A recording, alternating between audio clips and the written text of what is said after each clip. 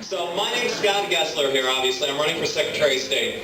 You know, a lot of folks don't exactly know what the Secretary of State's office does, so I'm here to tell you that first. It does elections. So the main job of the Secretary of State's office is to make sure we've got, good, fair, honest elections.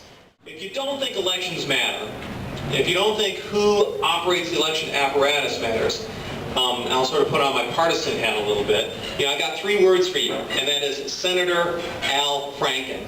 What we're looking at right now is what we, is a as soon as Massachusetts gets its new liberal senator in, a 60-vote filibuster-proof U.S. Senate.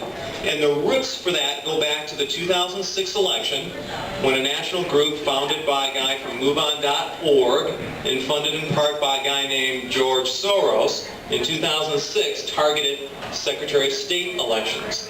One of the targeted states was Minnesota, and they won in Minnesota. 2 years later, of course, we have the Coleman-Franken race. And sure enough, during the recount, all these votes start to trickle in on the Democratic side. And, at one point, in fact, one of the members of the state canvass board said that they probably counted votes twice during that time. And talk about bad systems. So at the end of the day, Al Franken had the lead, Norm Coleman had a lawsuit, and eventually lost that. Not a good outcome. And the reason why is because we had laws in Minnesota, or I should say they had laws. They had a recount process that was subject to manipulation. When you've got these ambiguous laws, when you've got these ambiguous rules here, what happens is that, and I'll go back to your group here, liberty, it's eroded. Because if we want a rule of law, the rule of law to protect our liberties, you have to have good firm laws in advance that people follow for elections. If we want the rule of man and women, I guess I should say, it's subject to manipulation. And when you got these close elections and you got certain people in charge, they'll work to manipulate the elections so that those close elections get skewed one way or the other. Now that's a story from Minnesota. My favorite story, and some folks may have heard this, comes out of Missouri. Anyone from Missouri here originally?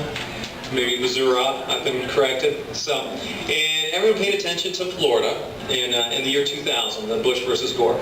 But really, one of the most interesting areas was Missouri. Now what happened in Missouri, it was a bellwether state, supposed to be really close. The day before the election, there was a Democratic Democratic congressional candidate, and he said, we are going to get our people out to vote, even if we have to get a court order to keep the polls open late. And this was in St. Louis County, which is a heavily Democratic county with a, shall we say, less than unblemished record for clean elections. Sure enough, on election day, there was a lawsuit to keep the polls open in St. Louis only. You guys are all behind me here. I have to keep turning around. Anyway, so sure enough, the next day there was that lawsuit, and it was filed by a guy named Robert D. Odom. And I always mention this guy's name because Robert D. Odom had a problem with his lawsuit. He was dead. And he had been dead for about a year and a half. But he filed the lawsuit anyway, and in fact he won that lawsuit in district court. There was a little bit of hanky-panky with the judge's selection. And before it was overturned, later on that evening by the Missouri Court of Appeals, the polls had stayed open late. And in fact, people came back afterwards and audited the election, and St. Louis has a few problems, and sure enough, some dead people had voted. And if you remember that election, there was a U.S. Senate candidate on the ballot, and tragically, he had died about 3 weeks before in a plane crash, but his name was still on the ballot, a guy named Mel Carnahan. So what we had in Missouri, and this is the year 2000, I'm not talking, Tammany Hall 1800s. In the year 2000, we had the zombie election in Missouri, where we had a dead guy file a lawsuit so dead people could vote for a dead candidate. And I'm here to tell you, the dead candidate won. The dead guy won. So this is Missouri. How does that affect Colorado? Let me tell you what's happened in Colorado. In the year 2004, Common Cause filed a lawsuit, and their Democratic allies, to get rid of all of our voter identification requirements. And we have pretty weak voter ID requirements to make sure that you are who you say you are when you come to the polls. But they tried to get rid of those, and they tried to blow up precinct voting so anyone could vote anywhere within a county.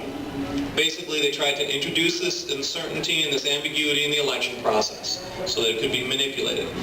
And I will put my partisan hat on. We had a Republican Secretary of State who stood firm and defended that and made sure we had voter ID requirements in Colorado, that we had our traditional precinct voting. Fast forward 2 more years, in 2006, 11 a.m. on Election Day, the Democrats filed a suit, because they cut a deal in Denver, to keep the Denver polls open, and the Denver polls only. Does that sound familiar? The same tactic they did in St. Louis, they did here in Colorado. And we had a Republican Secretary of State who stood firm to make sure that everyone would be treated fairly and equally.